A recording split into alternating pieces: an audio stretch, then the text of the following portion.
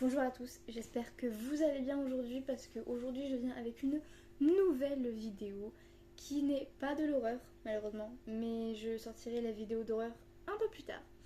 Parce que cette vidéo là, je vous jure que ça fait 2 semaines que j'essaie de la tourner. Je l'ai tournée au moins 6 fois, genre vraiment je vous jure, j'ai tourné 6 fois.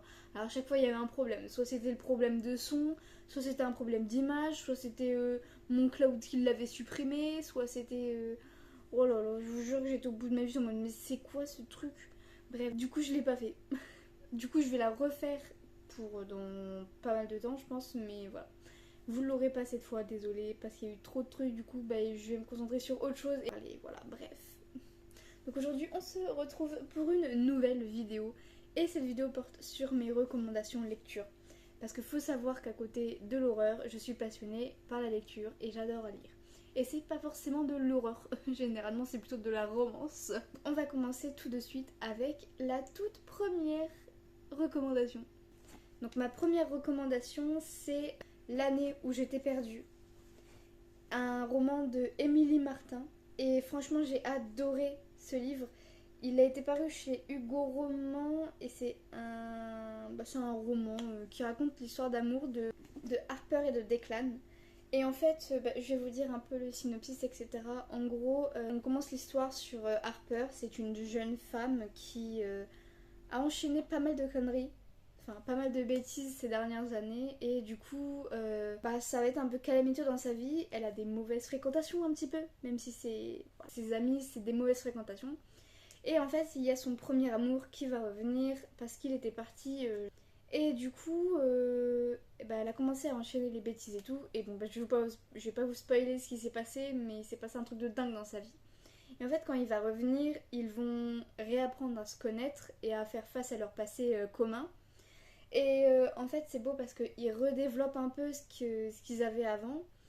Et ils vont devoir se confronter au passé de Harper ainsi qu'à leur propre passé. Et ça va créer vraiment une ambiance lourde, mais ça va être très très beau parce qu'on voit que ces deux personnages ont beaucoup d'amour en eux et que franchement c'est un livre que je vous conseille parce que c'est un de mes premiers romans d'amour. Je crois que c'est d'ailleurs le premier que j'ai lu qui parlait de romance. Du coup ouais, c'était vraiment une reco incroyable. Vraiment je vous conseille de le lire. Ensuite, on a l'incontournable, Les enfants de Timpleback, incroyable. Y a un film qui est plus ou moins connu avec Adèle Exarchopoulos. Je suis désolée si je prononce mal, vous avez compris, cette actrice-là. Bref, dans le film, qui est inspiré du coup d'un livre, ce livre-là parle en fait d'une bande d'enfants qui ont été quelque peu laissés dans le village seuls sans parents parce que les parents voulaient leur donner une leçon parce que ils faisaient beaucoup de bêtises. Du coup voilà quoi. Du coup ils sont partis, sauf qu'ils devaient revenir un peu plus tôt, et sauf qu'il y a eu un petit problème parce qu'ils se sont fait kidnapper. Voilà, les enfants ils vont semer encore plus la pagaille. Et en fait le film et le livre vont raconter en fait au fur et à mesure comment les enfants réussissent à cohabiter et réussissent à créer tout simplement une nouvelle organisation en fait dans le village.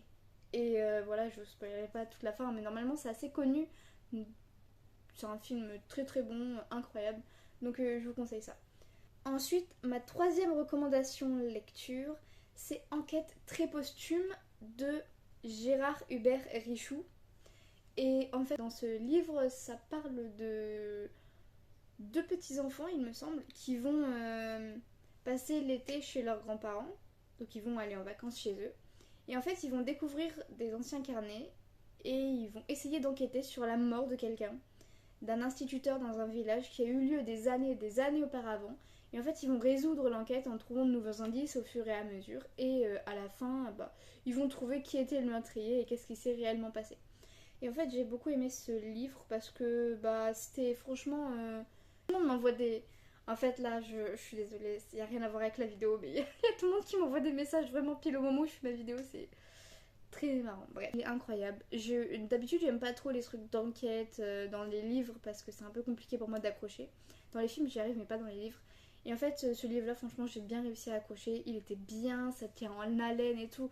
On découvre au fur et à mesure parce qu'en fait, la personne qui a été tuée tenait un journal. Du coup, on suit un peu le journal et tout.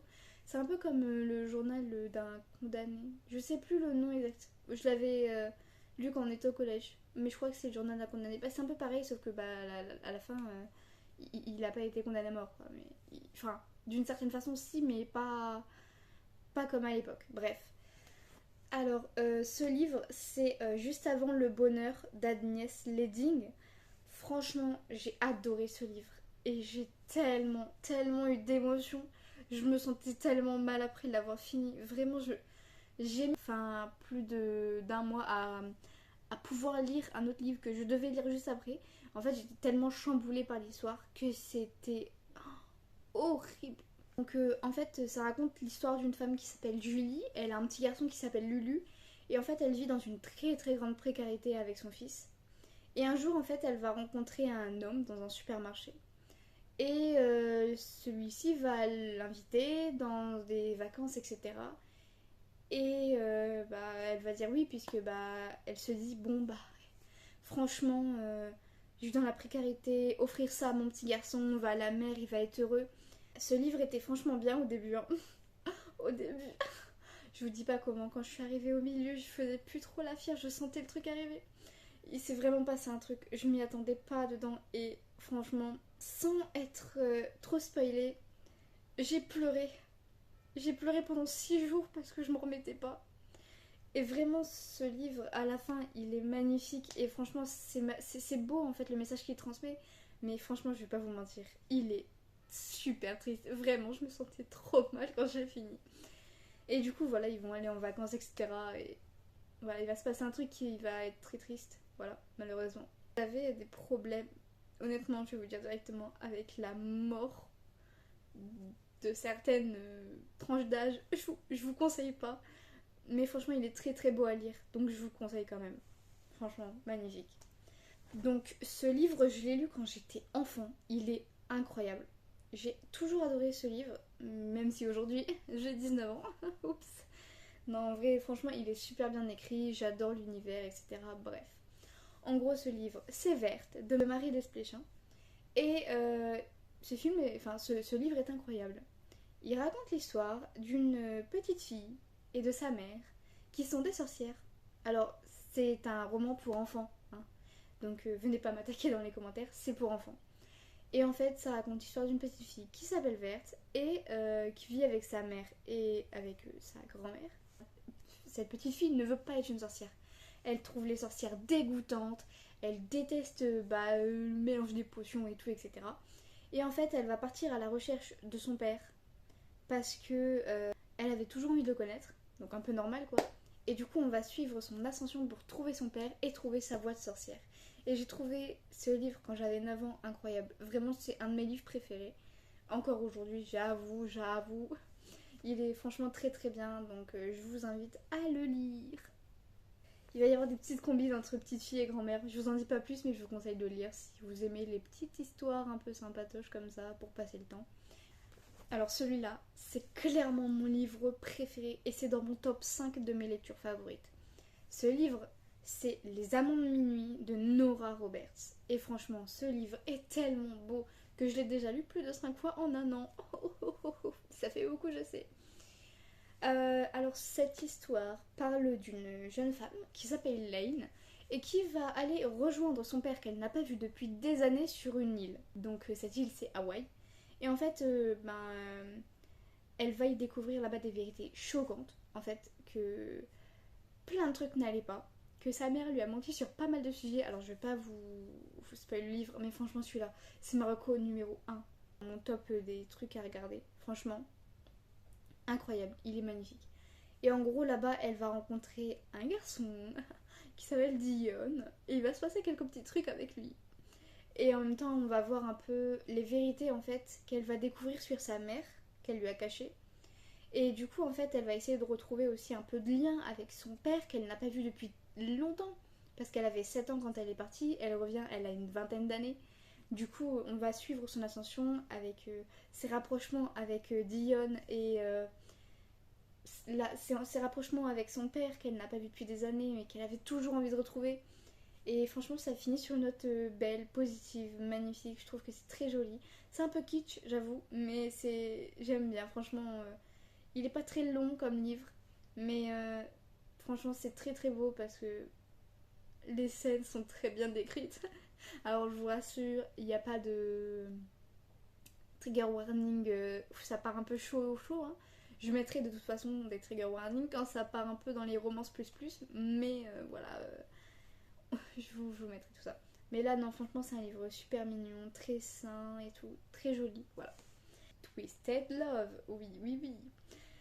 Parce que il est incroyable. C'est de Anna Wang. Désolée pour la prononciation. Et en gros, donc ça parle d'une histoire d'amour. Et là, c'est de la nouille romance, les gars. C'est la vraie nouille romance. C'est vraiment incroyable ce livre, j'ai adoré. Et en gros, ça parle d'une jeune fille qui s'appelle Ava. Et en fait, elle vient d'une famille un petit peu compliquée. Je vais pas tout vous décrire parce que c'est le point central de l'histoire. Mais elle vient d'une famille assez compliquée. Et en gros, son frère, je crois, va partir quelque part. Et il va demander à son meilleur ami, Alex, qui est un vrai mec. Genre en mode. Enfin, un vrai mec. En mode le mec. Oh non, mais j'aime personne, etc. Bref, hyper drôle. Mais au fur et à mesure, on va dire que la fonte des glaces va se passer.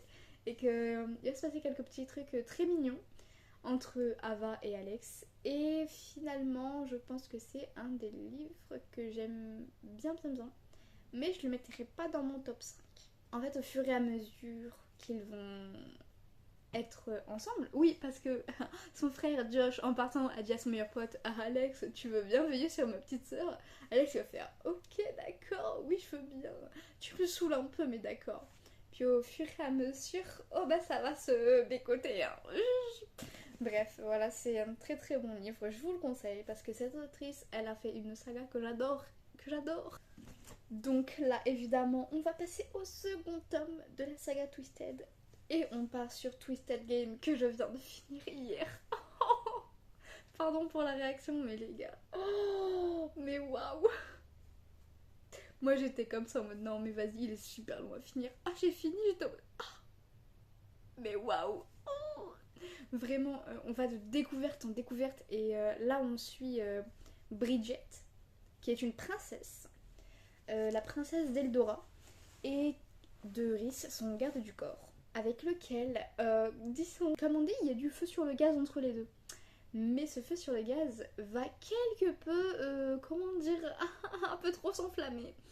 Et ils vont commencer une petite romance. Je vous en dis pas plus parce qu'il vaut franchement le coup d'œil.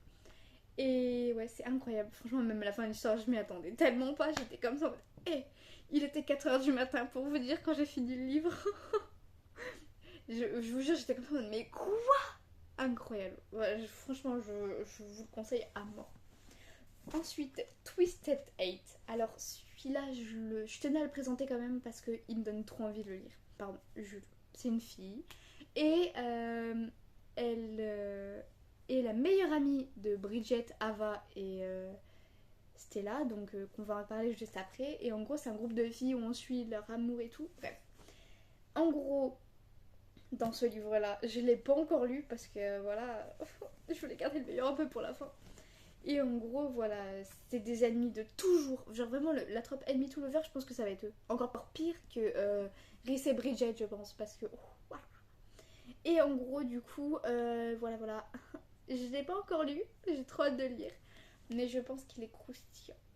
Enfin, je vous ferai une petite vidéo peut-être, ou alors je vous informerai sur un post ou sur TikTok, bref, je sais pas, je verrai. Donc là, c'est Twisted Lie. Franchement, c'est le 4e livre de la saga. Alors, me demandez pas pourquoi j'ai commencé par celui-là, j'avais trop envie de le lire et j'avais pas encore les autres livres, du coup je l'ai commencé quand même. Et laissez-moi vous dire que j'ai pas été déçue par Christian. Oh, il suit Christian Harper, qui est un mec. Alors, je peux vous dire que dans la trope du mec bad boy et tout, ça va haut. Hein. Bref, le mec ultra bad boy, bien dans ses pompes moyens, parce que le mec il fait des trucs un peu louches. Avec sa société de piratage un peu bizarre sur l'informatique, et bref, je vous dirai pas plus. Et en gros, il va y avoir Christian du coup qui est le propriétaire de l'immeuble. Il habite dans l'immeuble. Et il va y avoir une meuf qui va s'appeler Stella. Stella Alonso qui va habiter avec Jules quelque temps. Avant que Jules s'en aille. Et Stella va se retrouver toute seule dans l'appartement. Impossible pour elle malheureusement de continuer à payer. Alors elle va faire quoi pour pouvoir rester dans l'appartement? Arroser les plantes de monsieur. Elle va dire non mais c'est bon, t'inquiète pas, c'est bon, tu peux rester. Arrose juste mes plantes. Ok. Très vite dans l'histoire, on va très vite comprendre que le mec il est obsédé par elle depuis super longtemps. Que le mec il est in love. Et que le mec il ferait tout pour piéger un certain autre garçon qui est légèrement l'harceleur de Stella depuis quelques années. Voilà. Et on va suivre du coup leur petite histoire trop mignonne, trop mignon, je vous jure, incroyable, magnifique. Faut savoir aussi que dans la saga Twisted, à chaque fois en fait, on suit le point de vue des deux personnages, donc du garçon et de la fille, et franchement c'est incroyable, magnifique. Et je pense que dans ma... J'ai bien aimé Rhys, parce que Rhys il est ultra protecteur envers Bridget et tout, c'est magnifique, j'adore. Donc là, le prochain c'est Un printemps pour te succomber de Morgane Moncombe. Vraiment, waouh, j'ai pas d'autre mot que waouh, c'était incroyable. En gros, on suit l'histoire d'une fille qui s'appelle Nolia, qui est fleuriste, etc. Et malheureusement, Nolia, elle a un peu beaucoup de difficultés financières. Et elle essaie de se tourner vers sa famille qui lui dit ah, non. Il faut savoir qu'elle a été en couple avec un mec qui s'appelle Enzo et qui n'était pas très gentil avec elle. Du coup, malheureusement, elle a eu un enfant avec lui. Oui, je dis bien malheureusement parce que c'est un FDP qui va la faire souffrir jusqu'à la fin. Mais bien heureusement, ça finit bien. Je suis désolée pour le terme. Elle va choisir de s'allier avec quelqu'un qui s'appelle Camille. Incroyable, Camille c'est pareil, c'est l'homme de ma vie. Camille, incroyable. Le mec il va se fiancer pour de faux avec elle. Pour de faux, je dis entre guillemets, parce que voilà, on va découvrir encore, voilà. Un gros truc de ouf, magnifique. Et en gros, du coup, elle va se marier avec Camille Levesque, qui est un petit peu un mec aussi un peu louche, qui fait des trucs un peu dans le... Comment on appelle ça vous voyez les strip clubs et des trucs comme ça? Voilà. Qui font des danses très, disons, très sexy. Et du coup, au fil des temps, ils vont développer une petite relation, voilà. Et ça va être très beau à la fin. Enfin, tout au long du livre, en fait, c'est magnifique. Genre vraiment, c'est pas un plot twist de malade, hein. Mais moi, j'étais comme ça, on me dit, oh my god. Dans ce livre que j'ai découvert, la légende du fil rouge. Et en gros, c'est une légende qui dit que les destins de deux personnes qui sont censées être ensemble sont ensemble. Parce qu'on va découvrir qu'ils se sont, voilà, déjà croisés. Bref, je vous en dis pas plus, mais vous allez voir, c'est magnifique. C'est 15 minutes devant le livre. Mais quoi? Mais c'est pas possible. Bref, voilà. Orgueil et préjugés. On va finir avec Orgueil et préjugés, qui est une histoire incroyable entre Mr. Darcy et Elizabeth. J'ai trop hâte de le lire en fait, parce que les édits du film là de 2005 je crois, ça me donne trop envie. D'ailleurs, si quelqu'un s'il vous plaît sait où je peux trouver ce film, s'il vous plaît dites-le moi, je le cherche depuis 2 mois, je n'en peux plus. Bref, je vous laisse, gros bisous. Je suis contente que vous soyez restés jusqu'à la fin parce que cette vidéo elle dure un peu longtemps. J'espère que vous avez aimé mes recommandations lecture et on se retrouve pour une prochaine vidéo d'horreur. Ciao ciao.